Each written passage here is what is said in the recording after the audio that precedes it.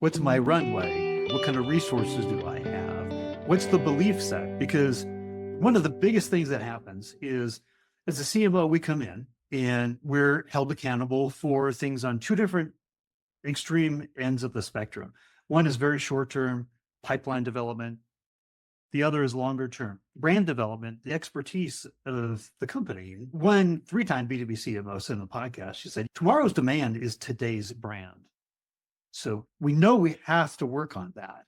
But I've got a CEO, I've got a CRO, and then the board at the next meeting is asking about how's this quarter going and how is the next. First of all, you have to understand, why are they making a change and why are they looking for you?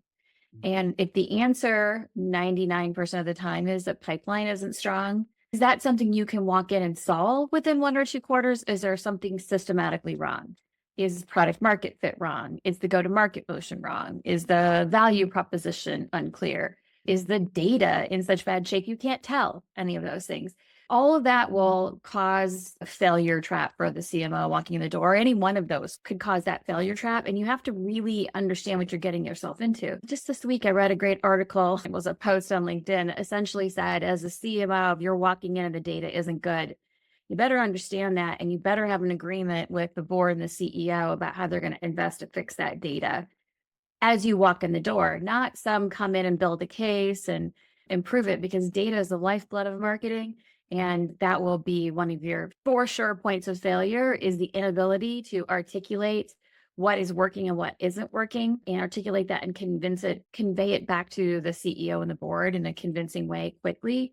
And again, data is another big source of failure, and lack of understanding of just the position and the strength of the data and how much that's going to empower you and help you as a CMO.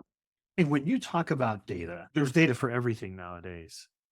What's the most important data as a CMO that when you're reporting to the board, you're holding your own team accountable, you're talking to sales about how you're attributing marketing success to their success?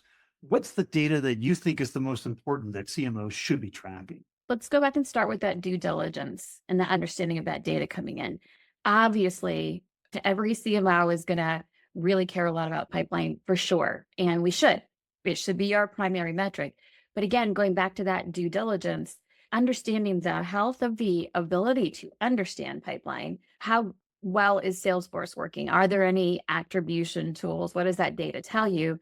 How well does the sales team manage their hygiene, so that you as a marketing leader can actually understand what is contributing to pipeline and what pipeline actually looks like, versus managing their key wins, a secret spreadsheet the CRO keeps and reports out every week. Those things happen. But I would say back in that due diligence phase, it isn't just about that. You absolutely want to understand product NPS. You want to understand where the company stands on recurring revenue and the causes for churn. Is it product related? Is it support related? So that leads you to also wanting to understand very much what's happening with CSAT and transactional NPS in the support level. You can market the heck out of something, but if a customer comes in, has a terrible experience, and they're falling out the bottom and churning just as fast as you're marketing it, you still look like you're not existing, because you look like you acquired the wrong customers. Your ROI is never going to be there because the money is falling right out the bottom of the funnel. And then the last one that's really super important to understand is employee NPS. You could be inheriting a team that is just either demoralized by how bad the pipeline was, how hard it was to get things done. Maybe the previous CMO and CRO had a loggerheads relationship, and so marketing doesn't feel valued. Maybe they are all too junior and there's no training and the salaries are terrible. You don't know that. So all of this is part of that due diligence, because any one of those coming in could crater your ability to execute almost immediately.